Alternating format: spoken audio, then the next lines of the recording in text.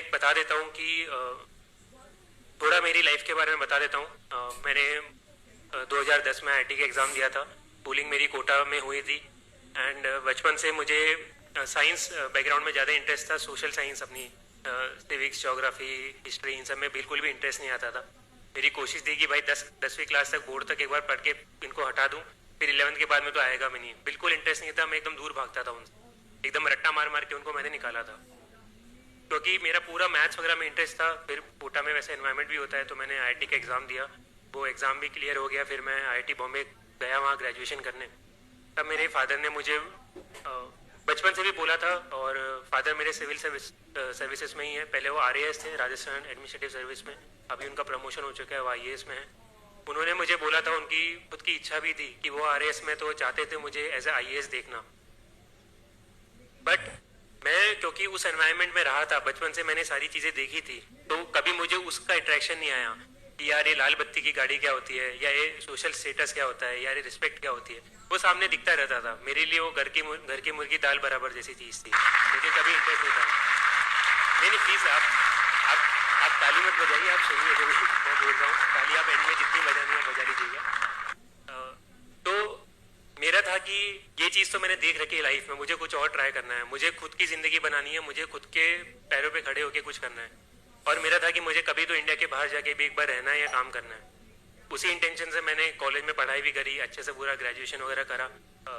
और 2014 में जब मेरा फाइनल ईयर था, ग्रेजुएशन हुआ, तब मुझे सैमसंग साउथ कोरिया में जॉब ऑफर मिला था प्लेसमेंट्स में कॉलेज के अंदर।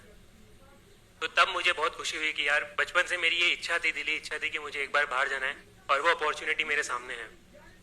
फिर मेरे फादर ने तब एक बार फिर से बोला कि तुम अभी ग्रेजुएशन कर चुके हो, तुम एलिजिबल हो चुके हो यूपीएससी लिखने के लिए, एक बार कोशिश करो। क्योंकि उन्हें पता था कि मेरे अंदर कितना पोटेंशियल है। मुझे खुद को लगता था कि यार ठीक है, एप्टीट्यूड वगैरह ठीक है, जनरल साइंस मेरे बस की बात नहीं है। मैं कभी न्यूज़पेपर भी नहीं पढ़ता था, कि ये मुझसे कभी नहीं हो सकता।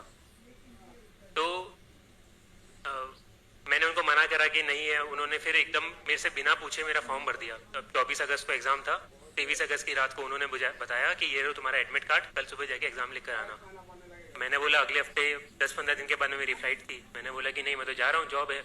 बोला कि ठीक है चले जाओ जॉब पे, मैं फोर्स नहीं कर रहा, बस मेरा मन रखने के लिए हो। और नहीं, वो तो होना तो है वैसे भी नहीं है, क्योंकि तुमने तैयारी करी नहीं है, पर पता तो चल जाएगा, क्या पता तुम्हारा कभी बाद में मन बन जाए। मैंने बोला कि नहीं, पहले तो मना करा। फिर उन्होंने दीदी से थोड़ी मिली भगत कर ली थी, उसका भी फॉर्म भर दिया। बोला देखो इसको भी भेज रहा हूँ, ये भी जा रही है, तो तुम भी चले जाओ। तो मैंने बोला कि अब ठीक है, घर पे बैठा हूँ, क्या कर रहा हूँ संडे। मैंने पेपर खोल के देखा और मुझे कुछ नहीं आया उसके अंदर। पूरा जो पेपर 1 होता है जीएस का, तो होता ये था कि उसके पहले हमेशा GS1 और GS2 जो 2 पेपर होते हैं प्रीलिम्स के, उसके अंदर जीएस और सीसैट वाला दोनों के नंबर जुड़ते थे, और कट ऑफ इंजीनियर्स को फायदा होता था कि वो सेकंड पेपर में ज़्यादा मार्क्स लेके जीएस थोड़ा बैलेंस करके 50-60 नंबर लाके वो भी क्वालिफाई कर लेते थे। तो मेरे फादर को भी ये वाली चीज़ पता थी, उनको ये नहीं पता था कि वो पैटर्न चेंज हो चुका, उसी साल से चेंज हुआ था। तो उन्होंने मेरे को भेज दिया कि अरे तुम्हारा तो लाओ, उसके अंदर काम निकाल लेना। अब गया, अब उसके अंदर तो सीसैट वाला तो वैसे ही क्वालिफाइंग हो चुका है, कुछ काम का है भी नहीं। और जीएस वाला था, उसके अंदर मेरा डब्बा गोल। मैं पेपर खोल के बैठा, मुझे कुछ आता नहीं है। मैंने सोचा कि चलो कुछ एलिमिनेशन करके आ जाएंगे। पहली बार मैंने उसके 5 साल पहले आईआईटी का एग्ज़ाम दिया था, वहाँ पे तो एलिमिनेशन तो फिर भी हो सकता था कि चलो नहीं आया तो कुछ उल्टा तिगड़म बिठा के सवाल कर सकते हैं मैथ्स के, फिजिक्स के। यहाँ पे तो कुछ तिगड़म ही नहीं बैठती है, हमेशा 2 ऑप्शन तो फंसते ही फंसते हैं। बी और सी एलिमिनेट कर दिए तो ए और डी में तो तुक्का मारना ही पड़ेगा, बिना कॉन्फिडेंट मैं कर ही नहीं सकता हूँ। और ये आप सबको पता है, फिल्म्स के अंदर 75% क्वेश्चन ऐसे ही होते हैं कि बहुत ही कम स्टूडेंट्स कॉन्फिडेंटली कर पाते हैं, उन्हें कहीं ना कहीं तो गेस करना पड़ता है। तब तो मेरा कोई बेस भी नहीं था, कुछ कंसेप्ट भी नहीं थे, और न्यूज़पेपर मैंने पढ़ा हुआ नहीं था। तो मैं जाकर एग्जाम में 15 मिनट मैंने करा, कुछ नहीं हुआ। फिर मैं उठ के टीचर को बोलने लगा कि ma'am I want to go, मेरे ये हो गया मेरा पेपर। उन्होंने बोला कि नहीं, यू हैव टू सिट, आपको बैठना पड़ेगा पूरा 2 घंटा। अब मैंने सोचा क्या करूँ, मैं जाके वहाँ पे हेड डाउन करके सो गया, क्योंकि एग्जाम तो मेरे को कुछ आता नहीं था। फिर मैं सवा घंटे के बाद में उठा, देखा कि बाकी बच्चे कुछ कर रहे थे। मैंने बोला कि चलो अपन भी थोड़ा कर लेते हैं, थोड़ा अपन तुक्केबाजी तो बिठा लेते हैं कि क्या होगा, ज़्यादा से ज़्यादा नेगेटिव आएंगे, पर एग्ज़ाम तो अपन को क्लियर करना नहीं है।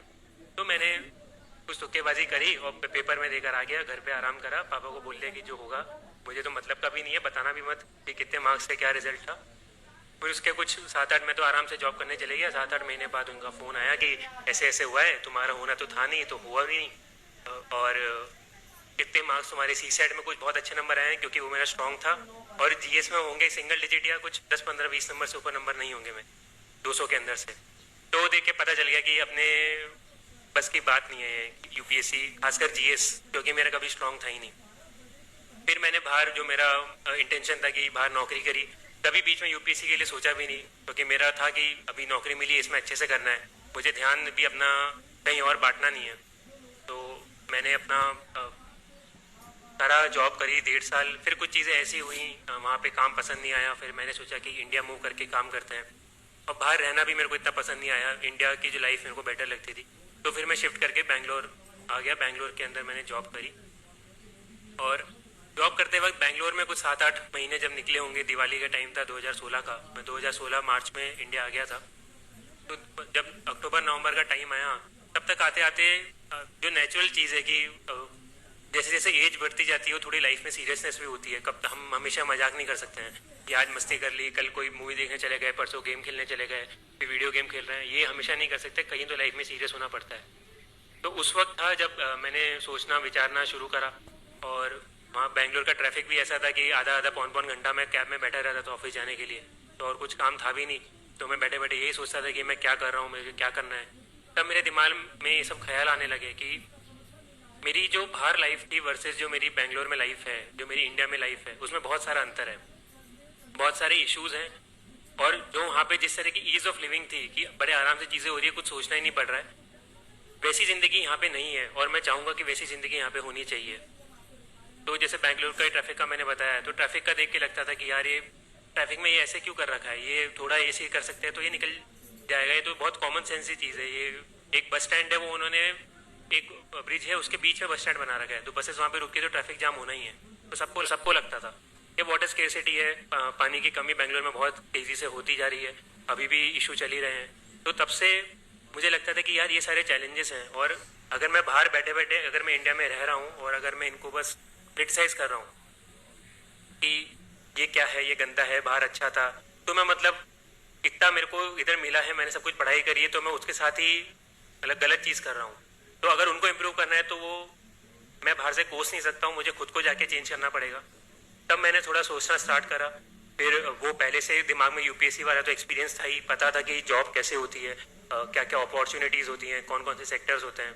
मेरे फादर, मेरे ताऊ जी भी सिविल सर्विसेज में ही हैं, और फादर के कुछ सीनियर्स हैं, वो बचपन से 1-2 बार मैं मिला हुआ था उनसे, तो मुझे आइडिया था थोड़ा बहुत कि यहाँ पर मैं आऊँगा तो कुछ तो सेटिस्फाइंग मिलेगा। एट द सेम टाइम मैं बैंगलोर में जो जॉब कर रहा था, वहाँ पे मैं 8 to 8, 9 to 9, 10-12 घंटे दिन के मेरे उसमें जाते थे। महीने के एंड में मेरी सैलरी आती थी, काफ़ी अच्छी सैलरी थी, बट उसको ना मैं कहीं यूज़ करता था, ना उससे मुझे सेटिस्फेक्शन मिलता था कि यार मैं कुछ अच्छा इंप्रूव कर पा रहा हूँ, या कुछ भी अच्छी चीज़ हो रही है उससे, बस से मेरा फ़ायदा हो रहा है। और मेरा फ़ायदा भी वो केवल मॉनिटरी फ़ायदा है कि मैं आज जाके अगर मैं मान लो 1000 रुपये की शर्ट खरीदता तो मैं कल जाके 5000 की शर्ट खरीद लूँगा, उसके ऊपर तो मैं खर्च कर भी नहीं सकता हूँ।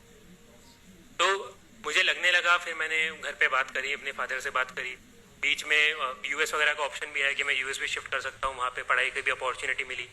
बट फिर बीच में मेरे ऑफिस वालों ने मेरे को महीना 2 महीना वहाँ पे भी भेजा, तब मुझे वहाँ की भी लाइफ दिखी, मुझे पता चल गया कि नहीं, कोरिया भी पसंद नहीं आया, यूएस भी पसंद नहीं आया, मतलब अपन को बाहर रहना पसंद नहीं है, अपने लिए इंडिया सही जगह, अपन को इंडिया में रह के ही कुछ अच्छा करना। इसलिए फिर मैं सोचने लगा कि यूएस का तो मैंने ऑप्शन कैंसिल कर दिया और घर पे बात करने लगा। तो मैंने 5-6 महीने लगाए, बार बार हर महीने मैं घर जाता था, पूछता था, बात करता था जितने लोगों से हो सके, खासकर वो भी केवल घर के अंदर, और एक से एक या 2 लोग, ऐसा भी नहीं कि मैंने 10 जनों को या दोस्तों को भी बता दिया कि मैं ये सोच रहा हूँ, क्योंकि बहुत सारी ओपिनियन आती है, जो वो सब अपन को जो सोचना होता है, अपन को करना होता है, वो उनसे इन्फ्लुएंस होती है। अल्टीमेटली जो आपको अंदर से चाहिए वो आपको ही पता है, या ज़्यादा से ज़्यादा जो आपके क्लोज वंस है, आपकी फैमिली है, वही आपको बता सकते हैं, वही लोग हैं जो आपको सही एडवाइस देंगे, बाकी तो उनके हिसाब से जो सही है वो बताते हैं। इसलिए मैंने सोचा कि इन्हीं लोगों से पूछता हूँ। फिर सोच समझ के मैंने डिसाइड करा, बताया कि सब जगह पॉजिटिव नेगेटिव होते हैं, कि तुम सिविल सर्विसेज में भी आओगे तो ऐसा नहीं है सब कुछ अच्छा होगा, इश्यूज होंगे, लोगों को ट्रांसफ़र का बहुत टेंशन रहता है, कहाँ ट्रांसफ़र कर देंगे, या लोगों को पॉलिटिकल इंटरफेरेंस का डर रहता है, बहुत सारी चीज़ें होती हैं। वही मैंने बात करी तो उन्होंने बताया कि हर जगह पॉजिटिव्स नेगेटिव्स होते हैं। सिविल सर्विसेज में जरूरी नहीं है कि सब कुछ अच्छा होगा, जरूरी नहीं है सब कुछ गंदा होगा। अगर तुम जहाँ सेटिस्फेक्शन लेना चाहते हो, जो काम करके तुम अच्छा काम करना चाहते हो वो जरूर यहाँ पे मिलेगा। तो इसका मुझे पता था कि अगर मैं अच्छा ही ढूंढूंगा तो मेरे को अच्छा ही मिल जाएगी, बट अगर मैं केवल बुराई ढूंढूंगा उस चीज़ के अंदर तो मेरे को बुराई भी मिल जाएगी। और अगर मैं प्राइवेट जॉब कंटिन्यू करता हूँ तो वहाँ पे भी है कि ठीक है मेरे को अच्छी सैलरी मिल रही है, सब कुछ बढ़िया है, मैं अच्छी लाइफ जी सकता हूँ, मैं महंगी कार खरीद ली, ये कर लिया, जो करना है मैं कर सकता हूँ। But at the same time जो सेटिस्फेक्शन है कि मैं कुछ अच्छा काम कर रहा हूँ वो वहाँ पे नहीं मिलता है। या मैं बैंगलोर में हूँ, वहाँ पे ट्रैफिक में फंस रहा हूँ, तो पता है कि वो भी नेगेटिव ही हुआ उस जॉब का। तो मुझे वो मैंने जब कंपेयर करा दोनों चीज़ों को तब मैंने सोचा नहीं, सिविल सर्विसेज का एग्ज़ाम देंगे। फिर मैंने मेरी जॉब छोड़ी, मई 2017 में मैंने मेरी जॉब छोड़ी थी। उसके बाद में मैंने मेरी प्रिपरेशन स्टार्ट करी। ये एग्ज़ाम मेरा 1 साल का या मेरा 1.5 साल का टाइमलाइन था। तो अब लोग बोलने में बोल सकते हैं कि ठीक है मेरे 2 अटेम्प्ट थे, बट मैं इसको पर्सनली फर्स्ट अटेम्प्ट ही काउंट करता हूँ, क्योंकि पहला अटेम्प्ट तो था कि मेरे को एग्ज़ाम के एक दिन पहले पता चला कि मुझे कल जाके एग्ज़ाम लिखकर आना है, और मैं इसको as a time period count करता हूँ। कोई मेरे से पूछेगा तो मैं बोलूँगा मैंने ज़िंदगी के 1.5 साल 2 साल डाले यूपीएससी क्लियर करने के लिए, और वो लगते ही हैं, वो सबके ही उतने मिनिमम तो इतना अमाउंट डालना पड़ेगा आपको। तो ये मेरी टाइमलाइन थी जो मैंने बताई आपको।